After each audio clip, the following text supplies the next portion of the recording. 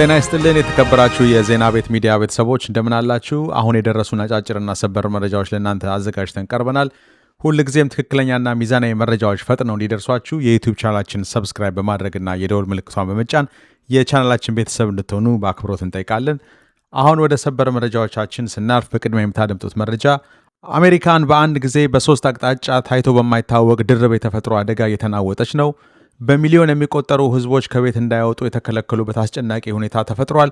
ይህንን በተመለከተ ዘርዘር ያለ መረጃ ይኖረናል፣ እንመለስበታለን። ወደ ሌላኛው መረጃችን ስናልፍ ፕሬዚዳንት ትራምፕ ለካናዳው ጠቅላይ ሚኒስትር ስልክ ደውለው ከባድ ማስፈራሪያና ዛቻን አቅርበዋል። የደወሉበት ምክንያት ምንድነው? ማስፈራሪያውስ ምንድነው? ይህንን በተመለከተ ዘርዘር ያለ መረጃ ይዘንላችሁ እንመለሳለን።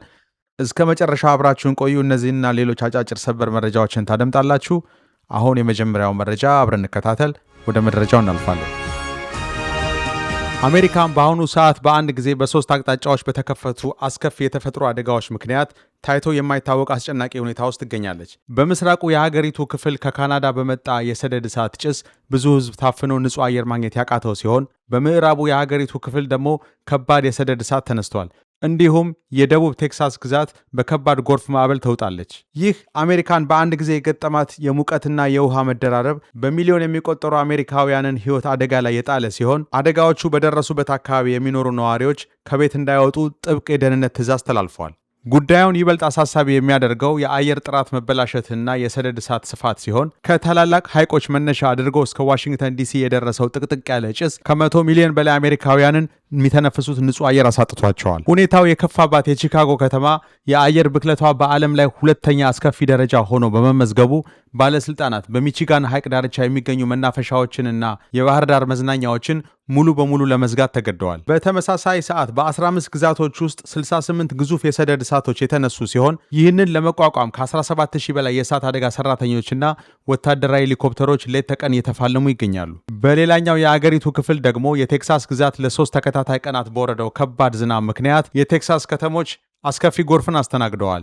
በአንዳንድ አካባቢዎች ከ27 ኢንች በላይ ዝናብ የጣለ ሲሆን ጎርፉ መኪናዎችንና መኖሪያ ቤቶችን ጠራርጎ በመውሰድ እስካሁን የ2 ሰዎች ሕይወት ማለፉ ተረጋግጧል። የቴክሳስ ገዢ ግሬግ አቦት አስቸኳይ ጋዜጣዊ መግለጫ የሰጡ ሲሆን ዝናቡ ቢቆምም እንኳን ወንዞቹ መሙላታቸውን ስለማያቋርጡ ይህንንም ተከትሎ ትልቅ አደጋ ሊከሰት ስለሚችል ሕዝቡ ፍጹም ንቁ ሆኖ ራሱን እንዲጠብቅ በብርቱ አሳስበዋል። የአየር ንብረት ተመራማሪዎች ይህንን አስደንጋጭ ክስተት ሲያብራሩ ሁኔታው ተራ የተፈጥሮ ለውጥ ሳይሆን የዓለም ሙቀት መጨመር ያስከተለው ድርብ አደጋ መሆኑን ይገልጻሉ።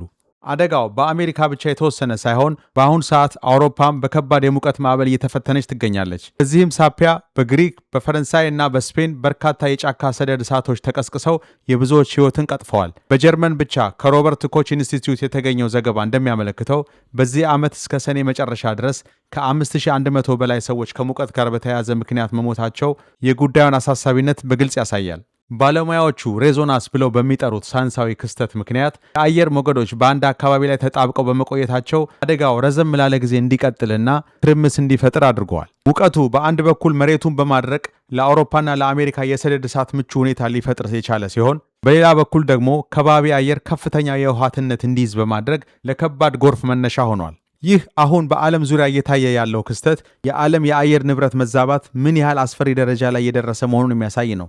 በብዛት በተናጠል ሊከሰቱ የሚችሉ አደጋዎች በአንድ ጊዜ ተደራርበው መምጣታቸው የመከላከል አቅምን የፈተነ ሲሆን በሰው ልጅ ታሪክ ታይቶ የማይታወቅ የተፈጥሮ መናወጥን እያስከተለ ይገኛል። የሳይንስ ሊቃውንት እንደሚያስጠነቅቁት የሰው ልጅ የአየር ንብረት ለውጥ ላይ አፋጣኝ መፍትሄ ካላመጣ ወደፊት እጅግ አሰቃቂና ሰፊ አደጋዎችን ምድራችን ልታስተናግድ እንደምትችል ይጠቁማሉ።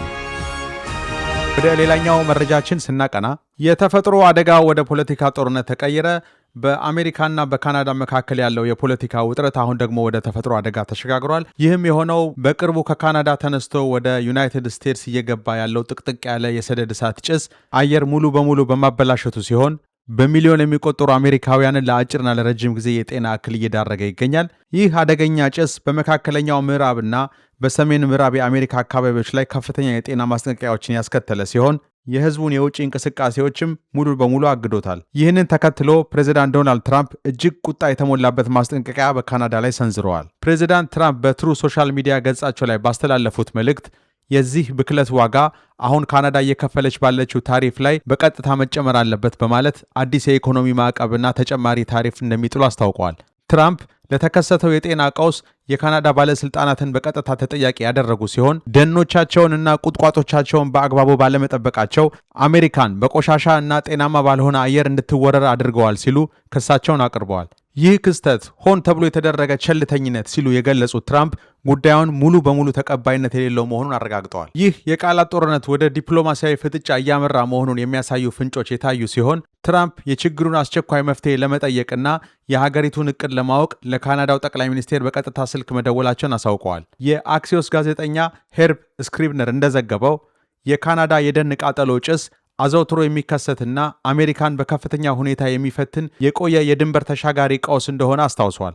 በሌላ በኩል የካናዳ ባለስልጣናት በትራምፕ በኩል ለቀረበባቸው የታሪፍ ዛቻ እስካሁን የሰጡት ምላሽ ባይኖርም፣ ነገር ግን የካናዳ መንግስት በካናዳ ውስጥ የሚደርሰው የደን ቃጠሎ አብዛኛውን ጊዜ ከሰው ልጅ ቁጥጥር ውጪ በሆነው ሞቃታማና የደረቅ የአየር ንብረት ምክንያት ከጊዜ ወደ ጊዜ እየተባባሰ መምጣቱን አምኗል። ይህም አደጋው ሆን ተብሎ የተደረገ ሳይሆን የአየር ንብረት መዛባት የወለደው የተፈጥሮ ፈተና መሆኑን የሚያሳይ የካናዳ መከላከያ ምላሽ ተደርጎ ተወስዷል። ካናዳ ይህንን እየጨመረ የመጣውን የተፈጥሮ ፈተና ለመቋቋም የራሷን እርምጃዎች እየወሰደች መሆኗን ትገልጻለች። ለዚህ የሚያሳያ የሚሆነው የካናዳ የደን ሚኒስቴሮች ምክር ቤት በ2024 የካናዳ የዱር ቃጠሎ መከላከልና መቀነስ ስትራቴጂ ይፋ ማድረጉ ነው። ይህ ስትራቴጂ የዱር ቃጠሎችን አሉታዊ ተጽዕኖ ለመቀነስና የተቀናጀ የጋራ መከላከያ እርምጃዎችን ለማንቀሳቀስ ያለመ ቢሆንም አሁን በትራምፕ በኩል የመጣው የታሪፍ ማስፈራሪያ ግን በሁለቱ ጎረቤት ሀገራት መካከል ያለውን ግንኙነት ወደ አዲስ የፖለቲካ ውጥረት ውስጥ ከቶታል።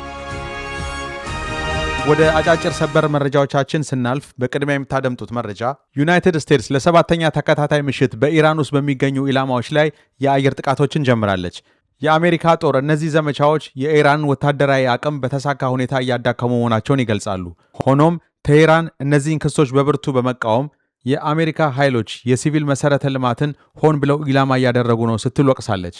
ይህም ሰብአዊ መዘዞችንና የጦርነቱን መባባስ በተመለከተ ከፍተኛ ስጋት ፈጥሯል። ወደ ሌላኛው መረጃችን ስናቀና አርብ ዕለት በሜክሲኮ ደቡባዊ ፓሲፊክ ባህር ዳርቻ በሬክተር ስኬር 7.3 የተመዘገበ የመሬት መንቀጥቀጥ አጋጥሟል። በአቅራቢያው በሚገኙ ጓቲማላና ኤልሳልቫዶር የሚኖሩ ነዋሪዎች የሚኖሩበትን ሕንፃ ለቀው እንዲወጡ አስገድዷል። በመጀመሪያ የአሜሪካ የሱናሚ ማስጠንቀቂያ ስርዓት የሱናሚ ማስጠንቀቂያ አውጥቶ የነበረ ሲሆን ከጊዜ በኋላ ተነስቷል። እንደ ዕድል ሆኖ ወዲያውኑ የደረሰ ጉዳት ወይንም በጉዳቱ ዙሪያ የተመዘገበ የሞት አደጋ ባይኖርም አደጋው በነዋሪዎች ላይ ከፍተኛ ድንጋጤን ፈጥሯል። ወደ ሌላኛው መረጃችን ስናቀና የሩሲያ ጦር በዩክሬን መኖሪያ ቤቶች አካባቢ ባደረሰው ጥቃት ብዙ ሰዎች መሞታቸውና መቁሰላቸው የተዘገበ ሲሆን የዩክሬንም ጦር በምላሹ በጥቁር ባህር ላይ ባደረሰው የድሮን ጥቃት 12 የሩሲያ መርከቦችን በተሳካ ሁኔታ መትቶ ማስጠሙን ገልጿል። በመጨረሻም የአሜሪካን ኢሚግሬሽንና ጉምሩክ አስፈጻሚ አይስ ወኪል የሆነው ዴቪድ ብሩዌት የተባለው ግለሰብ በሜይን ግዛት በተፈጸመውና የሰው ሕይወት ባለፈበት የአይስ የተኩስ ልውውጥ ውስጥ የነበረበት ሲሆን የግል ማህደሩ እንዳሳየው ከዚህ ቀደም የሥነ ምግባር ችግር እንደነበረበት ተዘግቧል። ይህም ከባድ ድንጋጤንና ጥያቄ የፈጠረ ሲሆን ሲጀመር ግለሰቡ የኋላ ታሪክ እየነበረው እንዴት የሕግ አስከባሪነት ብቃትን አልፎ ተጨማሪም የኋላ ምርመራ ማለትም የባክግራውንድ ቼክን አልፎ አሜሪካን የኢሚግሬሽንና የጉምሩክ አስፈጻሚ አባል ሊሆን እንደቻለ ከፍተኛ ጥያቄን አስነስተዋል። ለአሁን አዘጋጅተንላችሁ የነበሩ ዜናዎች እነዚህ ነበሩ። ከሰዓታት በኋላ በሌሎች መረጃዎች እንመለሳለን። እስከዛው በያላችሁበት በሰላም ዋሉ።